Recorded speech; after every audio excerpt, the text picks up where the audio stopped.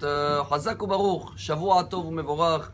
Nous sommes le 3 Av et ils m'ont dit en français qu'on est rentré dans la semaine maigre.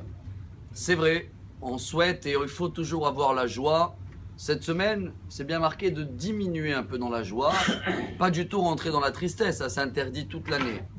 On a partagé ensemble Shabbat et je crois que c'est le moment de bien comprendre ce texte dans le Talmud, Baba Batra, page 60, avec Rabbi Yoshua et les sages de l'époque. Dès que le deuxième temple a été détruit, il y en a beaucoup qui sont décidés d'être stricts et de prendre sur eux de plus manger de viande et de plus boire du vin. Je ne parle pas que de cette semaine, comme nous on va le faire. Eux, ils ont décidé jusqu'à que le temple va être reconstruit. Alors il est venu les taquiner. Comme ça, c'est marqué dans la Gemara. Nitpallelahem Rabbi Yoshua. Il a dit, pourquoi ne mangez pas de viande et vous ne buviez pas du vin? Ils ont dit, Dieu, jusqu'à maintenant, il y avait des sacrifices. Donc il y avait de la viande. On mettait de l'oblation avec du vin. Si lui, il n'a plus de viande et lui, il n'a plus du vin, nous, c'est normal qu'on arrête aussi. Il a dit, bravo. Alors, dans ce cas-là, il faut arrêter le pain. Parce que Dieu, tous les semaines, il fallait faire 12 pains pour Hachem. On dit, t'as raison, on enlève le pain du menu. On va manger des fruits. Il a dit, les fruits aussi, il y a un problème. Les prémices, t'en dis en français? Bikurim. Les bikurim, ça y est, on n'amène plus pour Dieu. Alors, d'accord, ok, on enlève les fruits aussi du menu.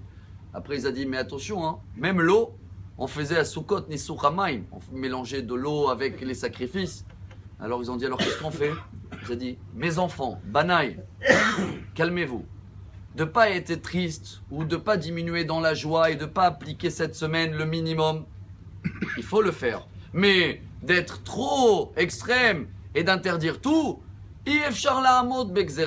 c'est quelque chose, on ne peut pas le tenir.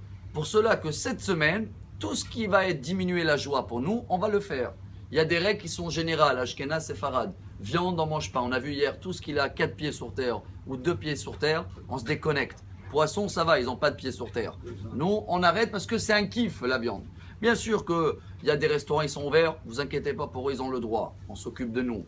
Une femme qui vient d'accoucher, une femme qui est à l'aide, quelqu'un qui est fatigué, qui manque du fer, oui. Mais tout cela, comme nous, qui peuvent diminuer dans cette semaine le kiff, le plaisir, ou en suédois on dit le shichat, tout ça, il faut éviter et le mettre de côté. Tout ce qui est inaugurer des nouveaux vêtements, ou même manger un nouveau fruit, on le met dehors du menu jusqu'à Shabbat. Shabbat, ça vous le savez, chaque Shabbat, en plus cette année, Tisha B'Av, Shabbat, c'est quand même la fête, il n'y a pas de Seuda Mafseket.